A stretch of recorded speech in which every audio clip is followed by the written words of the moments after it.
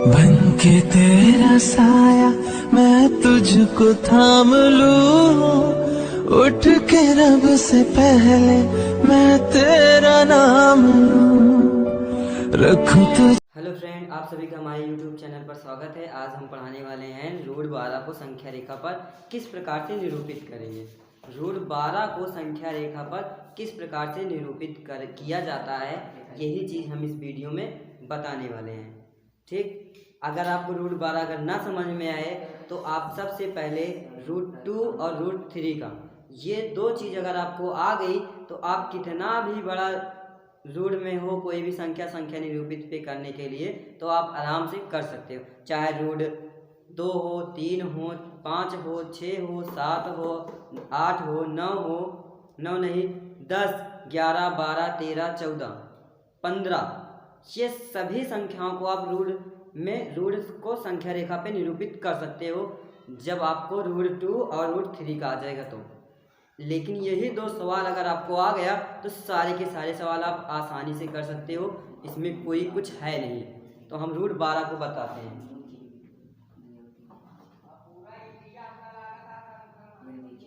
Root 12 को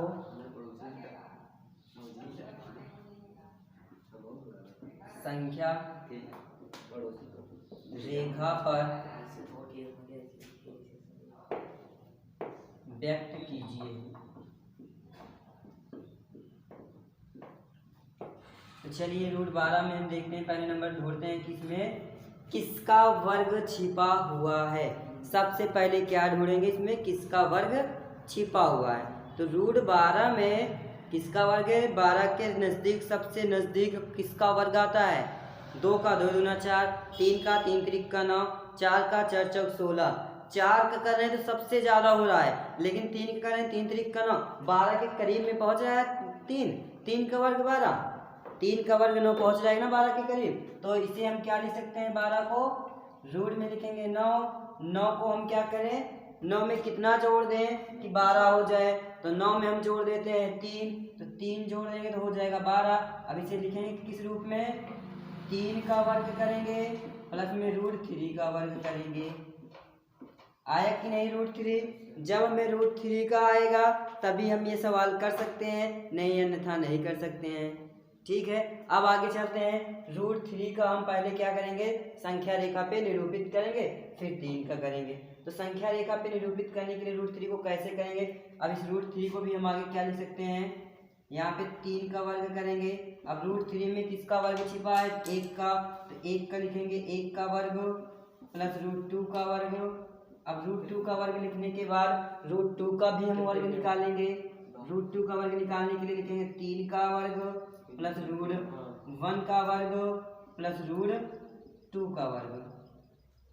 root 2 का वर्ग लिखेंगे तो क्या इसे हम लिख सकते हैं, रूट में लिखेंगे 1 प्लस 1, ये सब हो गया।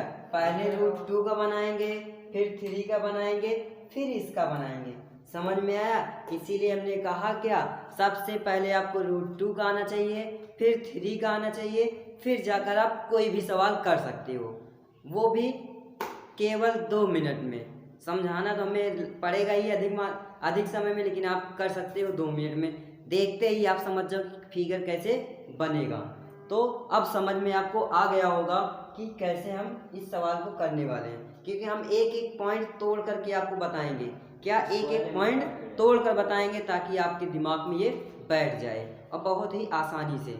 अब चलते हैं क्या रूट 2 बताते हैं। अगर आपको हमारे अगले वीडियो में नहीं जाकर के पढ़ना है, फिर भी हम यहाँ पे आपको वो पूरा का पूरा ये यहाँ पर हम बता देंगे कि रूट 2 का कैसे निकलेगा, रूट 3 का कैसे निकलेगा, आपको वहाँ जाने की जरूरत नहीं पड़ेगी।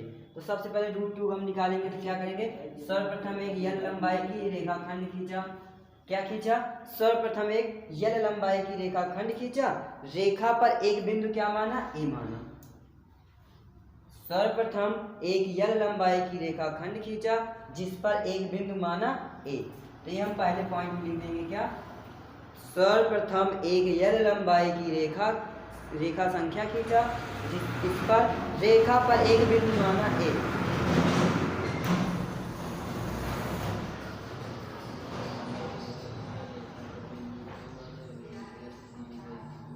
अब हम क्या करेंगे, सर्वप्रथम एक यल लंबाई की रेखा संख्या खींचा तथा रेखा पर एक बिंदु ए माना। बिंदु पहले पॉइंट में लिख दिया। अब दूसरे पॉइंट में लिखेंगे क्या, बिंदु ए से एक इकाई की दूरी पर बिंदु बी माना। बिंदु ए से एक इकाई की दूरी पर बिंदु बी माना। बिंदु बी पर लंब खींचा गया। ये हम दूसरे पॉइंट में लिखेंगे क्या, बिंदु ए से एक इकाई की दूरी पर बिंदु बी माना तथा बिंदु बी पर एक लंब खींचा गया।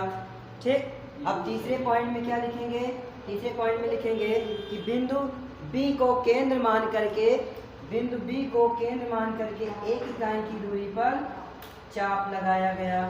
जहां काटा उसे बिंदु सी माना। बिंदु बी को केंद्र मान करके एक इकाई की दूरी पर चाप लगाया, जहां काटा उसे बिंदु सी माना। अब क्या करेंगे, बिंदु ए, अब चौथे पॉइंट में करेंगे, बिंदु ए और सी को मिलाया गया। बिंदु ए और सी को मिलाया गया। बिंदु ए और सी को मिलाया गया तथा बिंदु ए को केंद्र मानकर, तथा बिंदु ए को केंद्र मान करके बिंदु सी पर पुनः चाप लगाया जाता है। जहां काटा उसे बिंदु डी मान लेंगे।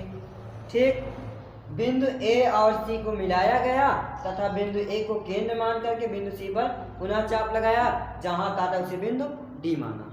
ठीक, अब क्या करेंगे, हमारा रूट 2 बनकर कंप्लीट हो गया। ये इसका एक का वर्ग, एक का वर्ग, अब कर्ण का स्क्वायर भेज देंगे तो वो क्या हो जाएगा, रूट 2 हो जाएगा।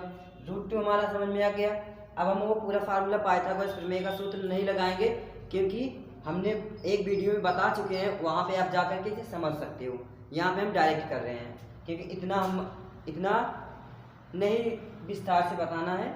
ठीक है, क्योंकि अगर आप पूरा का पूरा विस्तार में करेंगे तो आपका सवाल बहुत ज़्यादा समय लगेगा और काट भी सकते हैं। अब करोगे तो भी काटेंगे तो नहीं वैसे फिलहाल, लेकिन आपका समय बर्बाद होगा। तो इसका रूट 2 हो गया।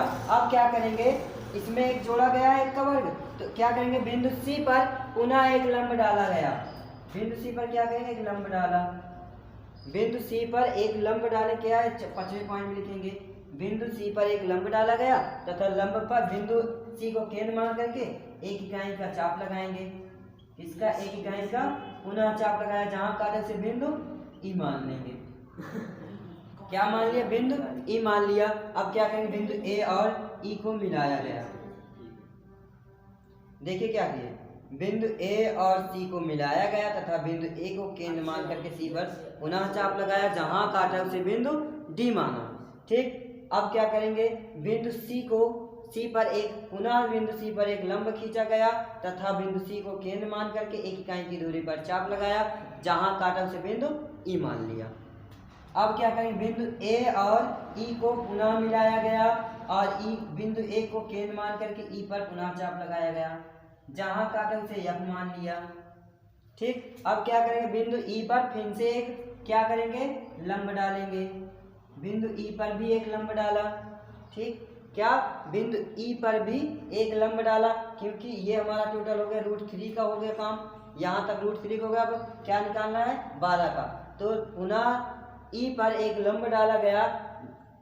ठीक, अब बिंदु ई को केंद्र मान करके 3 इकाई की दूरी पर चाप लगाएंगे। 3 इकाई की दूरी पर चाप लगाया गया। ठीक, चाप लगाया, जहां काटा उसे क्या मानेंगे, बिंदु जी, उसे मान लेंगे बिंदु जी। और ए और जी को मिलाया जाता है। बिंदु ए और जी को मिलाया गया। ठीक, मिलाने के पश्चात बिंदु ए को केंद्र मान करके बिंदु ई पर जी पर पुनः चाप लगाएंगे, जहां काटा उसे बिंदु एच मान लेंगे। ठीक, यही हो गया टोटल ए से लेकर के हमारा बिंदु जी एच तक का रूट 12 निरूपित हो गया। रूट 12 को निरूपित करना था, तो यहाँ से यहाँ तक हमारा बिंदु रूट निरूपित हो गया। अब इसे हम कैसे दिखाएंगे, पाइथागोरस प्रमेय पर। पाइथागोरस प्रमेय पर दिखाएंगे हम इस प्रकार से लिखेंगे, कर्ण स्क्वायर इक्वल टू लंब स्क्वायर प्लस आधार स्क्वायर। लंब हमारा है 3, तो 3 का वर्ग कर देंगे आधार हमारा है √3 का वर्ग कर देंगे तो 3 का वर्ग हो जाएगा 9, √3 का हो जाएगा 3।